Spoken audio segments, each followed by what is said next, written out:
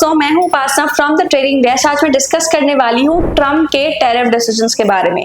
Trump ने announce किया है कि 1 अगस्त 2025 से इंडिया के इंपोर्ट्स पे लगेंगे 25% का टैरिफ। यही नहीं, साथ ही उन्होंने अनाउंस किया है कि इंडिया पे लगेगी अनस्पेसिफाइड पेनल्टी क्योंकि इंडिया डील कर रहा है रशिया के साथ for imports of oil and military equipments. Trump ने कहा है while India is a friend and its tariffs are way too high, और ट्रम्प का ये 25% का टैरिफ डिसीजन उनके रेसिप्रोकल टैरिफ्स का पार्ट है। साथ ही उन्होंने बताया कि ट्रेड बैरियर्स और रशिया के साथ उनके टाइज एक मेजर रीजन है पेनल्टी। चलिए जानते हैं कुछ ऐसे सेक्टर जो इन टैरिफ्स की वजह से इम्पैक्ट हो सकते हैं।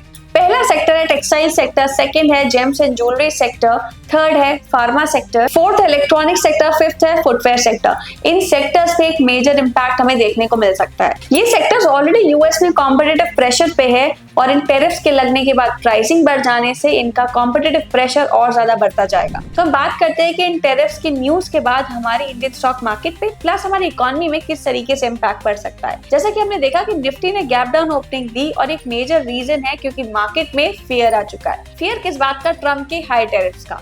और इसी वजह से रुपी में भी गिरावट देखी गई। रुपी ने ट्रेड किया 87.74 पर यूएसडी पे। इंडियन मार्केट्स में वोलेटिलिटी हमें देखने को मिल सकती है। आज ही मार्केट में गैप डाउन ओपनिंग देखने को मिली, पर साथ ही साथ कहीं न कहीं रिकवरी के भी चांसेस हमें देखने को मिले। इकोनॉमिस्ट का मानना है कि इन टैरिफ्स के बाद हमारी जीडीपी में भी काफी ज्यादा इम्पैक्ट हमें देखने को मिल सकता है। जीडीपी में नियरली अबाउट 20 से 30% का बेसिस पॉइंट कट हमें देखने को मिल सकता है। जीडीपी का ये स्लोडाउन मैन्युफैक्चरिंग और एक्सपोर्ट सेक्टर की वजह से ही होगा। अभी भी इंडिया यूएस के नेगोशिएशंस चल रहे हैं, बट वहीं एग्रीकल्चर और डेयरी मार्केट एक्सेस के इश्यूज अभी भी अनरिजॉल्व्ड हैं। इन टैरिफ्स के बाद इंडिया का रिस्पॉन्स क्या है वो समझते हैं। इंडियन ऑफिशियल से बोला है कि we are still studying the decision and we are committed for a fair and a balanced trade deal. India bilateral trade deal करने के लिए काफी ज्यादा ऑप्टिमिस्टिक है और इसी वजह से यूएस की ट्रेड टीम इंडिया में डिस्कशन करेगी मिड अगस्त में। वहीं इंडिया की लॉन्ग टर्म स्ट्रैटेजी की बात की जाए इन टैरिफ्स को लेके, तो इंडिया अभी से फोकस करना स्टार्ट कर चुका है डाइवर्सिफिकेशन पे। इंडिया कुछ मेजर मार्केट्स पे एग्रेसिवली फोकस कर रहा है जैसे कि एशियन, यूरोपियन यूनियन और जापान। तो यहाँ पे इंडिया कोशिश कर रहा है अपनी सप्लाई चेन रिसिलियंस को बिल्ड करने के लिए।